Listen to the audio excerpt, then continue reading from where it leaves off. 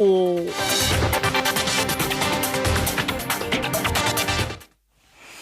joined by Yulan Zale as our sign language interpreter. 2 people have been killed and 7 others injured after a residential building they were constructing along Karen View in Karen collapsed. The 7 injured were rushed to the Kenyatta National Hospital with the bodies of the dead taken to City Mortuary. The site has been cordoned off by police with officers from the Office of the County Director of Operations and the Directorate of Criminal Investigations, Langata, as well as the National Police Disaster Response Unit at the site. And now we're joined by Franklin Wala, who is live. Franklin, have they been able to determine what caused the collapse? Elif Barus, we are still here at the site of the collapse, which happened at around 5 p.m. in a gated community within Karen Estate. So the collapse building is this one, and as you can see, it was under construction. The reports that we've been able to gather so far, it is that the building, it was a single dwelling residential building which was under construction, and it collapsed at around 5 p.m. So far we've been able to get an address from the National Police Service, the National Disaster and Management Unit, which have clearly stated that 2 people died when the building collapsed. The 2 people who died, their bodies are currently being preserved at the City Mortuary. But as a result of the accident, at least 7 other victims suffered several injuries, and they are still recuperating at the Kenyatta National Hospital. So the owner of the building has again been grilled by the police at the Karen police station, and for now the rescue process is still ongoing.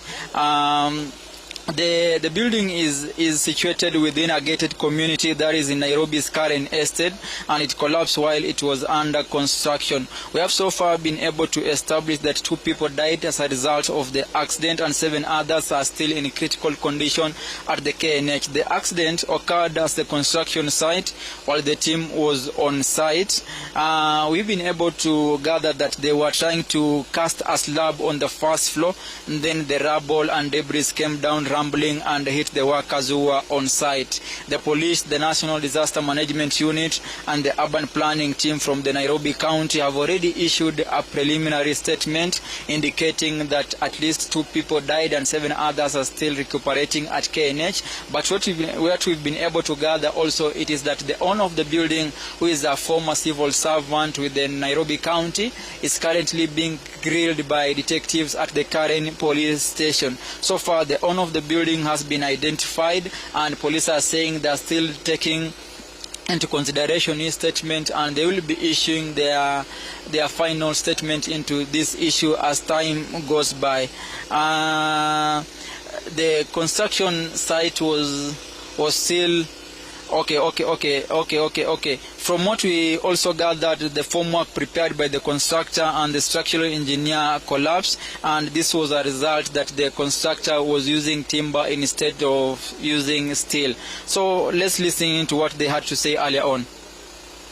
And so far, we have confirmed that 2 people are dead, 7 were injured.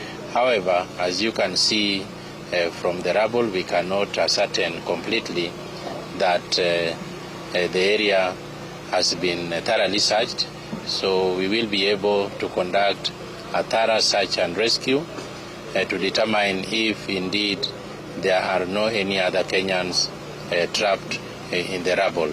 You can clearly see there is no signage as required by the law to show who is the developer, who is the project architect, who is the project engineer, who is the contractor. The law requires that when you have a slab, you must have it inspected first by the Directorate of Occupational Safety and Health, the Ministry of Labor, the relevant structural engineer at the site, the contractor, and then after that is when you can now go ahead and cast. But now it appears that was not done.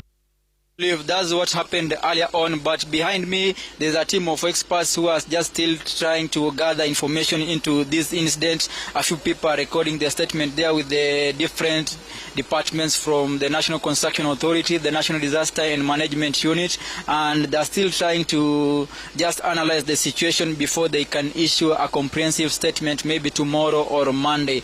But as of now, 2 people have been confirmed dead and 7 others are still recuperating at KNH as a result of this accident which occurred at this construction site in Karen, Nairobi. Thank you for that update, Wala. And from Karen, we head to Kericho County now, which